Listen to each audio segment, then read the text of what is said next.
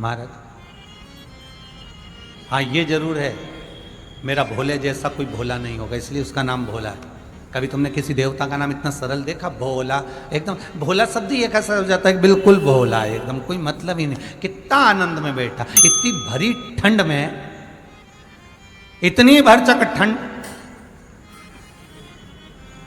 चारों तरफ पानी गिर रहा है, बर्फ गिर रहा है, ओले गिर रहे, कोहरा पड़ रहा। आप में से कितने लोग हैं जो इतनी भरचक ठंड में शंकर जी के मंदिर गए हो तो कुनकुना पानी करके लेकर गए? थोड़ा ताता ताता पानी, थोड़ा कुनकुना कर कर, थोड़ा गर्म कर कर शंकर जी को चढ़ाने गए? है कोई जिसने शंकर जी को कुनकुना पानी चढ़ाया हो, ताता ताता पानी चढ़ाया हो? नहीं। वही सुबह से लोटा भरा, या शंकर जी के मंदिर में गए तो बाल्टी में से एक लोटा भरकर हर हर महादेव कर कर चढ़ा दिया। शंकर भगवान से जरा पूछो तो पार्वती कई बार बोली ठंड नहीं लग रही। भोलेनाथ जी बोले इनके भीतर के मन के आनंद के कारण मुझे ठंड भी नहीं लगती है। अब इतना भोला कहाँ मिलेगा जो इतनी ठंड में भी ठंडे पानी से नहा रहा? बोलो जरा। और आपकी कहें तो, मान लो आपकी कहें कि फिर आप तो कहेंगे महाराज बिना गर्म पानी के हम कैसे रह सकते हैं? महाराज थोड़ा सुबह के स्नान में तो चाहिए ना, ठंडा लगता है, तो थोड़ा ठंडा पानी तो बहुत है ना, तो थोड़ा गर्म पानी तो चाहिए लगेगा। विचार करना जरा। मेरा देव आदिदेव महादेव, मेरा करुणा सागर, मेरा त्रिकालदर्शी, मेरा कैलाशी, मेरा अविनाशी, मेरा शिव अगर बैठा है तो अलमस्त होकर आनंदमय, मेरा भोला बनकर मेरी अलमस्ती में बैठा, उसे को सुंदर। आपकी वृत्ति कितनी सुंदर है, आपका दिल कितना सुंदर है, आप भगवान को किस भाव से रिझा रहे हो?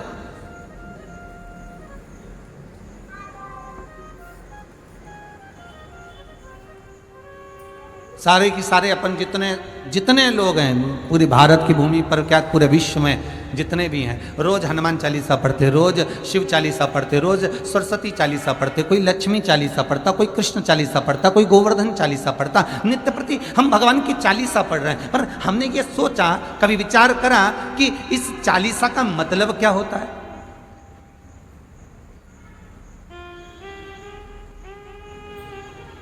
बोलो रे भाई, चालीसा का मतलब क्या है? केवल 40 श्लोक, 40 लाइनें जो संतों ने लिख दी, जो तुलसीदास जी ने लिख दी, बस वो 40 लाइन, उसका मतलब चालीसा हो गया? आस्था चैनल के माध्यम से जितने घर बैठकर कथा सुन रहे हो, फेसबुक यूट्यूब पर जितने लोग कथा श्रवण कर रहे हैं, चालीसा का मतलब क्या है? खूब पढ़ रहे हो, जितने पढ़ रहे हो, जितने टीवी के सामने बैठे हो, जितने मोबाइल हाथ में लेकर कथा सुन रहे हो, और जितने यहां बैठकर सुन रहे हो, सब चालीसा पढ़ते हो, तो चालीसा का मतलब क्या है?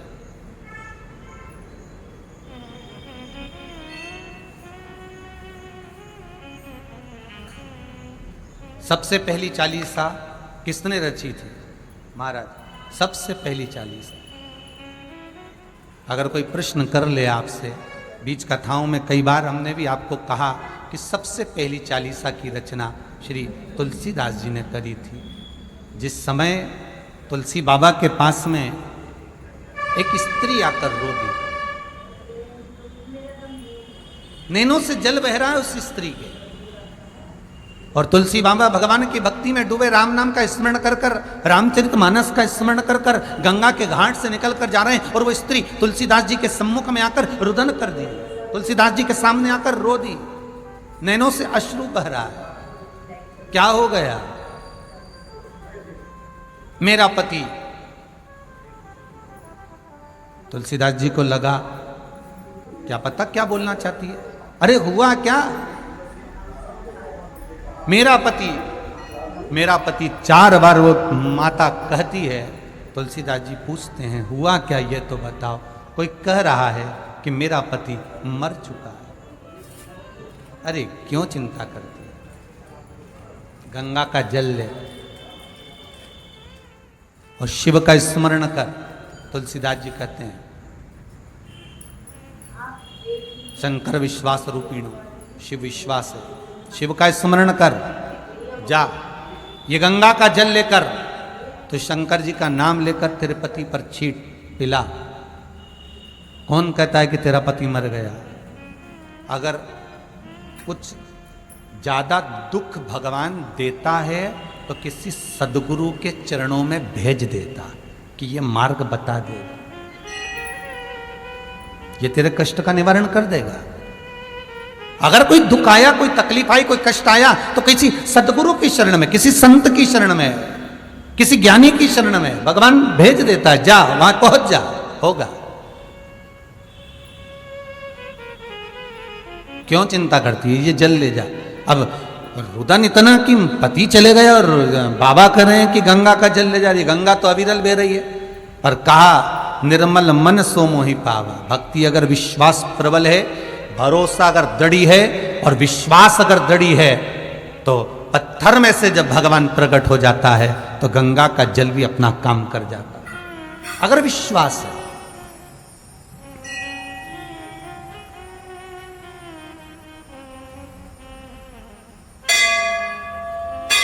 सुबह जबलपुर की एक माता जी आई थी, शायद चली गई, दिख नहीं रही है।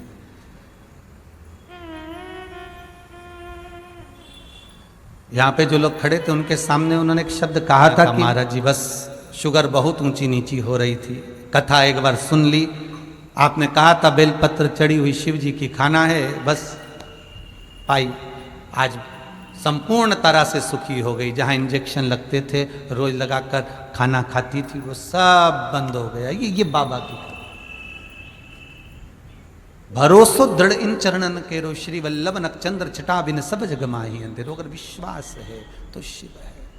अकाल मृत्यु वो मरे जो काम करे चंडाल का, और काल उसका क्या बिगाड़े जो भक्त हो महाकाल का। जो शंकर की उपासना करता है, जो शिव की आराधना करता है, वो दुख कैसे पास आया। मान लो कर्म के दंड के अनुसार दुख आ भी गया तो बाबा उसको हर लेगा, धीरे धीरे हटता है। भगवान को तुम सोचो कि बिल्कुल तुम आज के जमाने के लोगों को तो एकदम चमत्कार चाहिए कि हमको तकलीफ ही न तुरंत मिट जाए, तो भगवान कहता है मैं भगवान हूं। और भगवान का मतलब होता है तेरे भवन के अंतर्गत गमन करने वाला, रहने वाला, तेरे भीतर, तेरे अंदर, तेरी चित्तवृत्ति में, तेरे मन के अंदर। मैं मंदिर में नहीं रहता, मैं देवालय में नहीं रहता, मैं तेरे चित्तवृत्ति में, तेरे भीतर, तेरे मन में निवास करता हूं। और जिस दिन तेरे भीतर विश्वास प्रकट हो जाता है, भगवान कहते हैं उस दिन मैं बाहर निकल जाता हूं, अपने आप तेरे सामने आ जाता हूं, तेरे दुख को काटने के लिए, तेरी तकलीफ को, तेरे कष्ट को मिटाने के लिए भगवान स्वतः प्रकट हो।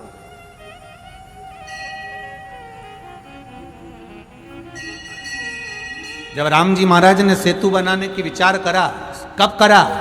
जब राम जी महाराज पूर्ण तरह से, मेरे रामचंद्र भगवान समुद्र से विनती कर लिए, हनुमान जी से बोल लिए, सबको कह दिए, सारी तरह से जब श्री राम जी महाराज देख लिए कि अब ये काम नहीं हो सकता, तब मेरे राम जी ने विचार कर लिया अब कोई राह दिखा सकता है तो वो शंकर दिखा सकता है।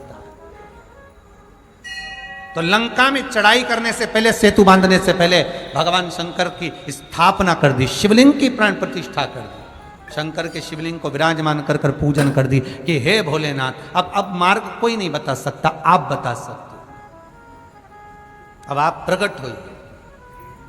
और जब इस मन से, इस चित्त से, इस वृत्ति से विश्वास जब प्रकट होता है तो वो एक बिंदु के रूप में प्रकट होता है। वो सामने मेरा शिव आ गया,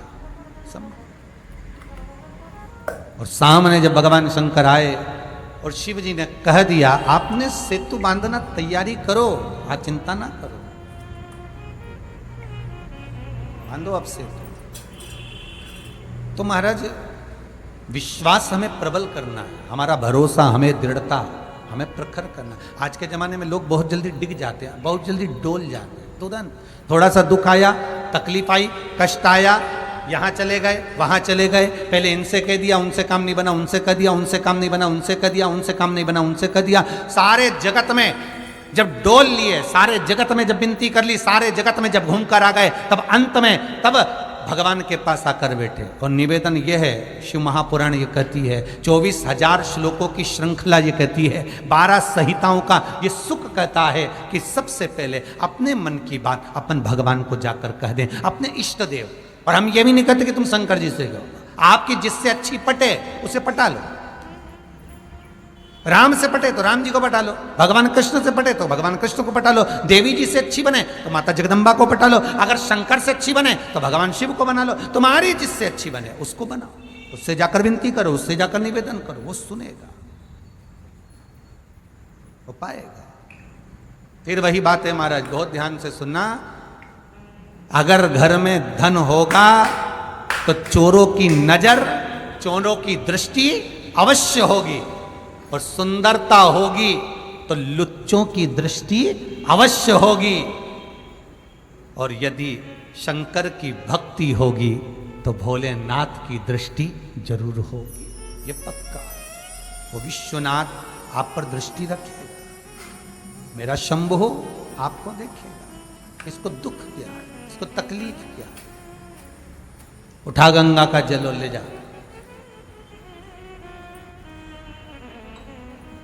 उठा गंगा का जल। स्त्री कहती है तुलसीदास जी के सामने, सबसे पहली चालीसा की रचना तुलसी बाबा करें, इधर देखिएगा कथा पर, उठा गंगा जल और चली जा। तो स्त्री कहती है कि ये गंगा का जल तो मेरा पति भी घाट पर पड़ा है, गंगा के, मेरा पति गंगा के घाट पर ही पड़ा है, और मैंने कई बार गंगा का जल उस पर डाल भी दिया, पर वो उठ नहीं रहा। मैंने कई बार गंगा का जल डाला पर वो उठा नहीं, मैंने कई बार गंगा का जल छीट दिया पर वो उठ नहीं रहा। सब कह रहे हैं वो मर चुका है, वो मर गया। तुलसीदास जी बोले अरे विनती को स्वीकार कर, तू गंगा का जल उठा और ले जा। तो यही तो गंगा बह रही है उस घाट से,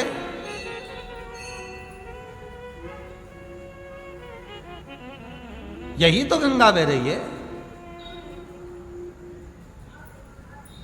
महाराज बहुत बहुत अंतर है, बहुत ध्यान देना। जब तक विवाह नहीं होता ढेरों लड़कियां देखी जाती है, जब तक विवाह नहीं होता ढेरों लड़के देखे जाते हैं, पर जिस समय पर विवाह हो जाता है लड़की न अन्य लड़के को देखती है, न अन्य लड़का किसी अन्य लड़की को देखता, किसी लड़की, संबंध बन गया, पति पत्नी का संबंध हो गया। उसी तरह गंगा तो अविरल बह रही है, पर किसी सदगुरु ने, किसी संत ने अगर कह दिया कि तू गंगा का जल ले जा, मतलब अब ये संबंध पक्का हो गया।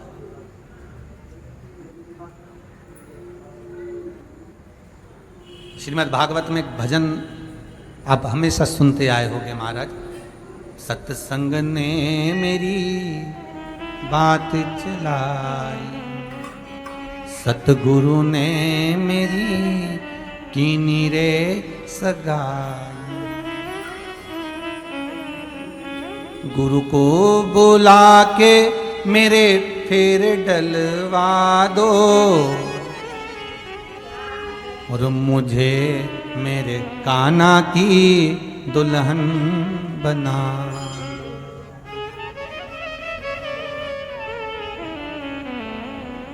हमेशा अपन भागवत जी में ये भजन बहुत सुने महाराज, कि जब गुरु सदगुरु कोई संत एक बार भावर डलवा देता है, बस वो संबंध फिर पक्का हो गया। अभी तक गंगा बह रही है, तूने गंगा का जल उठाकर डाला भी, पर पति जीवित नहीं हुआ। तुलसीदास जी कह रहे गंगा ले जा, तो फिर स्त्री फिर बोली मैंने कई बार डाल दिया पर जीवित ही नहीं हुआ।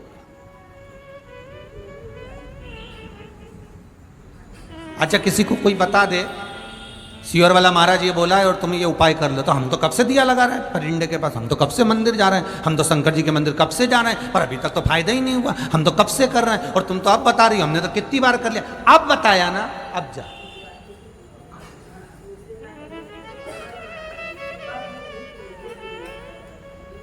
अब जाओ, अरे गुरु जी हमने तो पशुपति व्रत कर लिया है, हमने तो ये एक बार फिर कर, जा अभी जा कर,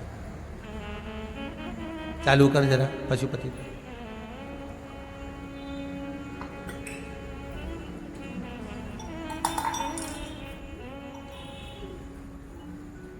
अब फिर बोली गुरुजी बीच में जब फोन आए कई लोग, हमें नवरात्रे आने वाले तो हम सोमवार का व्रत और नवरात्रे का व्रत एक साथ कर सकते हैं। हमने कहा बहुत बढ़िया।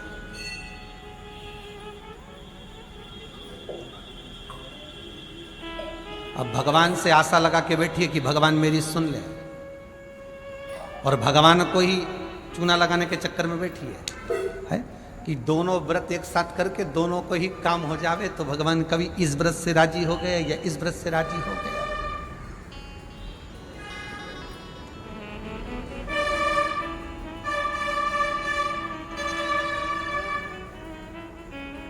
महाराज जाओ, ये गंगा जी का जल उठा लो और ले जाओ, पति पे छीट दो। विश्वास अभी भी नहीं जागा उसको, उस स्त्री का विश्वास देखिए अभी भी नहीं जागा। और विश्वास ना जागा तो फिर कह रही है बाबा अगर आप चलो ना, आप कह रहे हो कि पति जीवित हो जाएगा, तेरा अखंड सौभाग्य हो जाएगा, तो एक क्षण के लिए आप चलकर हाथ रख दोगे ना तो काम हो जाएगा।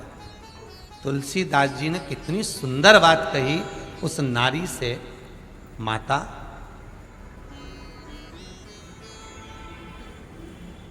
जब तुम गुरु के वचन पर विश्वास नहीं कर पा रहे हो तो गुरु पहुंच भी गया तो क्या विश्वास रहेगा, क्या विश्वास। माता केवल आप ये जल ले जाओ और आप छीट दो, ले जाइए जल उठाकर। अब सोचा, अब ले जाती हूँ। और फिर भी कह रही है गुरुदेव कुछ कृपा। गुरु जी के उठा लो, पानी का लोटा भर कर लेकर गई, पति पर छीटा, पति जीवित हो गया।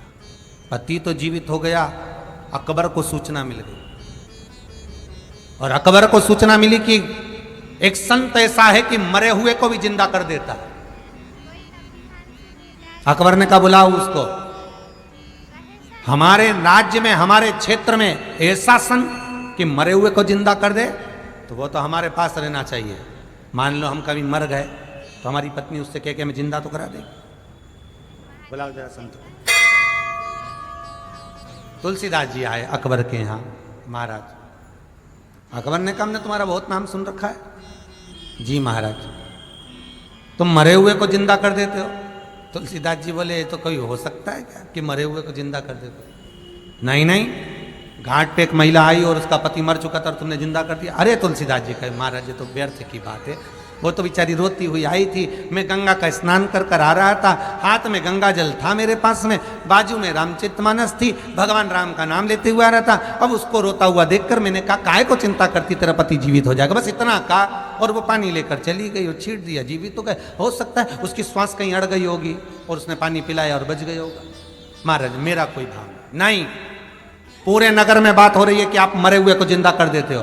प्रैक्टिकल करवा, एक मुर्दा लेके आओ, मुर्दा रख दिया। तुलसीदास जी का इसको जीवित करो। तुलसीदास जी बोले ये तो कभी हो ही नहीं सकता, मरे हुए को कौन जिंदा करे?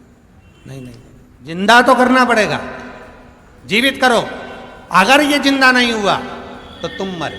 तुलसीदास जी के अच्छे फंसे दादा। बताओ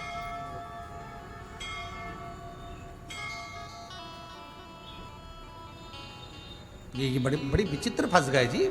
होता है ये, उसी में का हल हो गया। जैसे एक संत जा रहे थे तीर्थ करने के लिए तो चेले को छोड़ गए आश्रम में। आश्रम में कहा चेला तुम यही रहना, शालिग्राम जी की सेवा करना। जी गुरुदेव। अब इतने बड़े शालिग्राम, अब उनकी सेवा करता। एक दिन चेला आम के पेड़ के नीचे सोया, ऊपर दिख गया आम। अब उसने सोचा राम जी आम तो बड़ा सुंदर लग रहा है पर चढ़ना नहीं आता, तोड़े कैसे? अब वो आश्रम में कोई पत्थर वत्थर भी नहीं दिखा। अब वो गए तो अंदर से शालिग्राम जी को लिया, जो दिया धर के, तो आम तो नीचे आ गए, शालिग्राम जी ऊपर रह गए। अब शालिग्राम जी ऊपर रह गए। अब इसने सोचा राम जी बड़ी आफत पड़ी, शालिग्राम जब नीचे कैसे आए? तो आम तो खा लिया, शालिग्राम जी ऊपर। ये आराम से 2-3 दिन बाद संत आ गए गुरुजी। गुरुजी ने कहा क्यों छोरा? चेला हाँ जी गुरुजी। शालिग्राम जी कहाँ गए? चेला बोला गुरुजी रोज चंदन घिसते थे, उनको लगाते थे, वो घिसा हुआ चंदन लगा लगा के शालिग्राम जी ही घिस गए।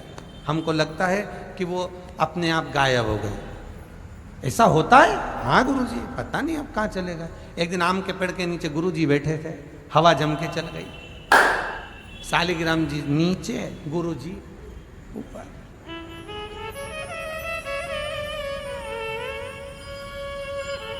अब यही हो रहा है। अब अगर ये जिंदा नहीं हुआ तो तुम गए ऊपर। तुलसीदास जी सोचे बड़ी आफत हो गई राम, अब ये मुर्दे को कौन जिंदा करेगा? मुर्दे को तो वापस भेज दिया, अंतिम संस्कार करवाया अकबर ने। अकबर कहने लगे हमें कोई चमत्कार दिखाओ। चमत्कार दिखाओगे तो बचोगे। 24 घंटे तुमको दिए हैं, 24 घंटे के बाद तुम मरोगे। अब इतने में एक शिष्य ने अकबर के द्वारपाल ने कह दिया चमत्कार क्या दिखाना है, तो कि इसको बंद कर दो। 24 घंटे में अगर ये तुलसीदास इस जेल से बाहर हो जाए तो समझ लो कि तुलसीदास भगत है, और नहीं तो ये ढोंगी कर दो। बंद कर दिया कारागार में। तुलसीदास जी मन में सोचे अब भगवान को इतनी सी बात के लिए क्या परेशान करना। फिर भी मन नहीं माना। तब सबसे पहली चालीसा तुलसीदास जी ने उस कारागार में, उस कैद में एक एक चौपाई लिखकर प्रारंभ कर दिया। महाराज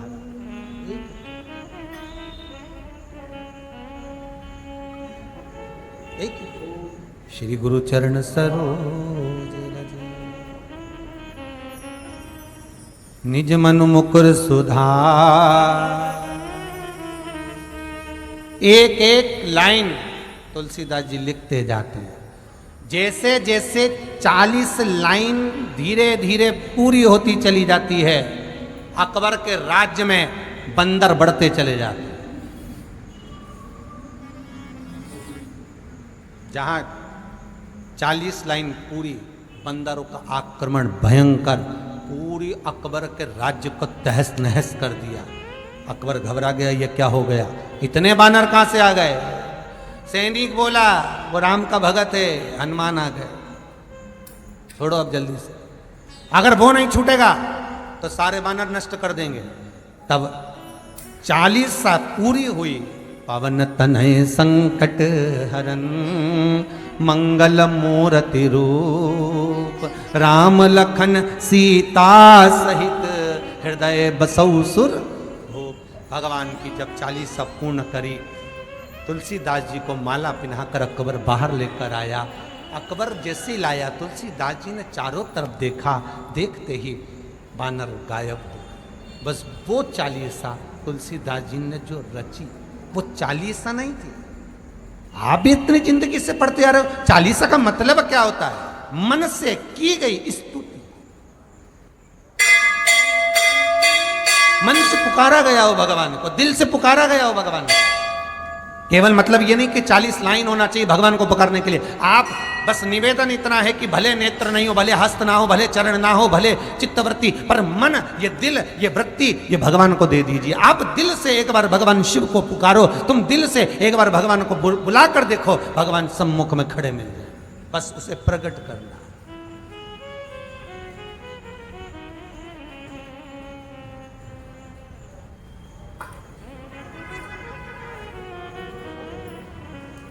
खूब मथो दूध को, दही बन गया, दही का मक्खन, मक्खन का घी बन गया, और वो घी निर्मल भाव को प्रकट कर दिया। देखो कीमत बढ़ी है अपने आप। दूध की कीमत कितनी है? 40 रुपया किलो, ठीक है। दही बन गया, हो गया 60 रुपया किलो। 60 से फिर मक्खन बन गया महाराज, हो गया 100 रुपया किलो। 100 से फिर मक्खन से घी बन गया महाराज, सीधी कीमत बढ़ गई 450 रुपये किलो।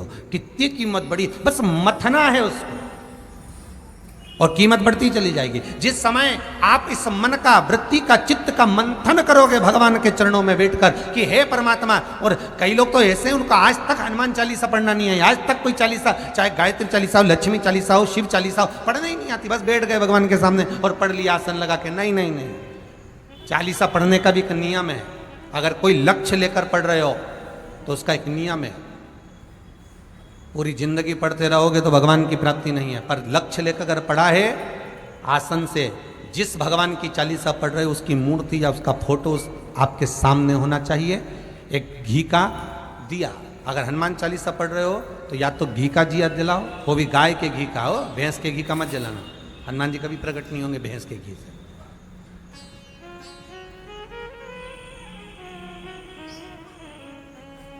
फिर वही वाली बात आ गई जो पहले कथा में कहा, अपने लिए अच्छा वाला घी छाट के लाना, अच्छी कंपनी का लाना, और जब यज्ञ करने बैठे, पूजन करने बैठे, हवन करने बैठे, भगवान का कोई पाठ पूजन करवाई, पूजा वाले दुकान पे बोलना कि पूजा का घी चाहिए।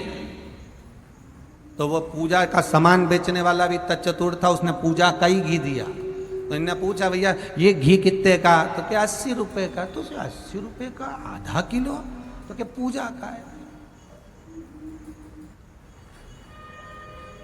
विचार करिए जरा। अब और मांग कितना रही है?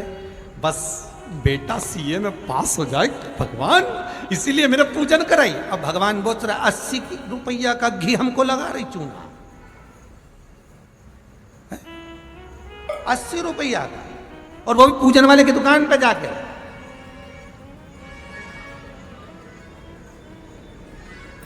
अरे हमारी सीहोर में घड़ी पूजा की दुकान है, हम अब कई परिचित हैं, उनके यहाँ चले जाते हैं। हमने पूछा क्यों तुम्हारे यहाँ तो सारा अगरबत्ती रखी, धूप बत्ती रखी, दिया बत्ती रखी, सारी रखी, ये घी का पैकेट भी रखा है, उसमें नाम भी लिखा है, ये काय का घी असली है भगवान की?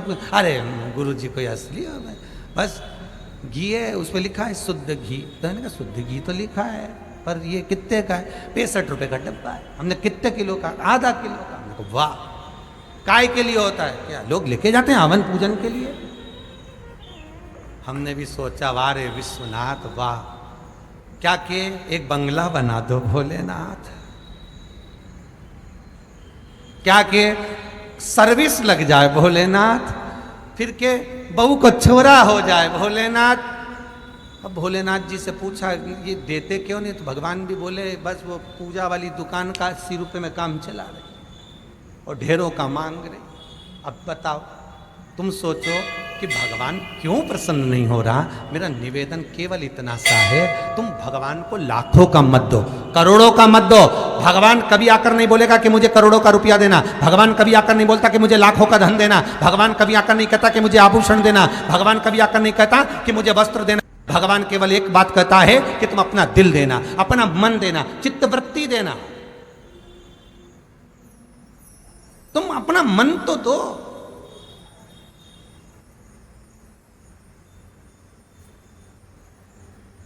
अपना भाव, अपना दिल, अपनी वृत्ति, अपना चित्त भगवान को दो।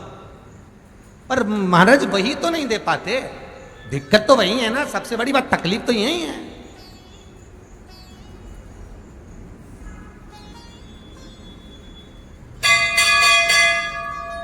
महाराज एक जमुनादास जी थे,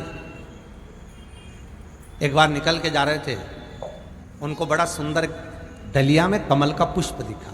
तो उन्होंने पूछ लिया कि ये पुष्प कमल का ये कितने का है? माली ने कहा महाराज जमुनादास जी मात्र 2 रुपए का। ओहो, दे दीजिए। कहाँ ले जाना है? जमुनादास जी बोले मैं श्रीनाथ जी जा रहा हूँ नाथ द्वारा, तो श्री जी बाबा को दूँ। ये पुष्टि मार्ग के 252 वैष्णव की वार्ता जी में से एक वार्ता है। ये फूल मैं श्री जी बाबा को समर्पित करूंगा, गोवर्धन नाथ जी को, ठाकुर जी को दूंगा। अच्छा अच्छा अच्छा, ठीक है। इतने में वहीं से उस नगर का एक राजा निकल कर जा रहा था, सेठ, जिसका नाम था यवनराज। यवनराज ने फूल देखा तो वेश्या के घर जा रहा था, उसने सोचा अब जाते जाते वेश्या के लिए फूल ले चलता हूँ। कितने का है? तो जो फूल जमुनादास जी ने ठाकुर जी के लिए खरीदा था, वही फूल यवनराज ने उस वेश्या के लिए खरीदना चाहा। ये फूल कितने का है? जमुनादास जी बोले ये फूल तो हमने खरीद लिया। नहीं नहीं, कीमत कितनी है? फूल वाला बोला 4 रुपए। उसने दुगना कर दिया। दुगना होता है, आप भी प्रैक्टिकल करके देखना। बाजार में भिंडी खरीदने जाओ, गिलकी खरीदने जाओ, पैदल जाओगे तो 16 रुपये 20 रुपये किलो मिल जाएगी भिंडी, हो मोटरसाइकिल से जाओगे तो 25 रुपये किलो हो जाएगी, हो और 4 व्हीलर गाड़ी से जाओगे तो 30 रुपया किलो हो जाएगी। और प्रैक्टिकल करके देखना। और श्योर वाला महाराज कहीं झूठ तो नहीं बोल रहा, जरा प्रैक्टिकल जरूर करना।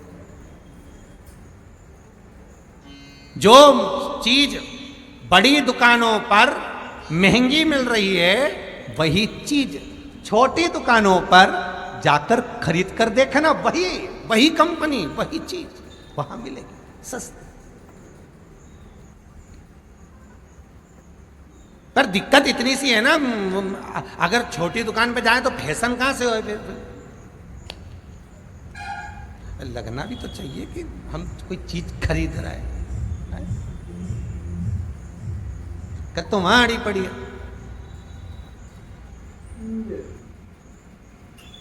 माँ फैशन भी रे, ट्राली भी ले, उसमें सामान रखता जाओ ट्राली में है। हमारे यहाँ तो सवेरे सवेरे ट्राली धके, इनके यहाँ तो रोज शॉपिंग मॉल में ट्राली धके, सब धर धुराए फिर चले।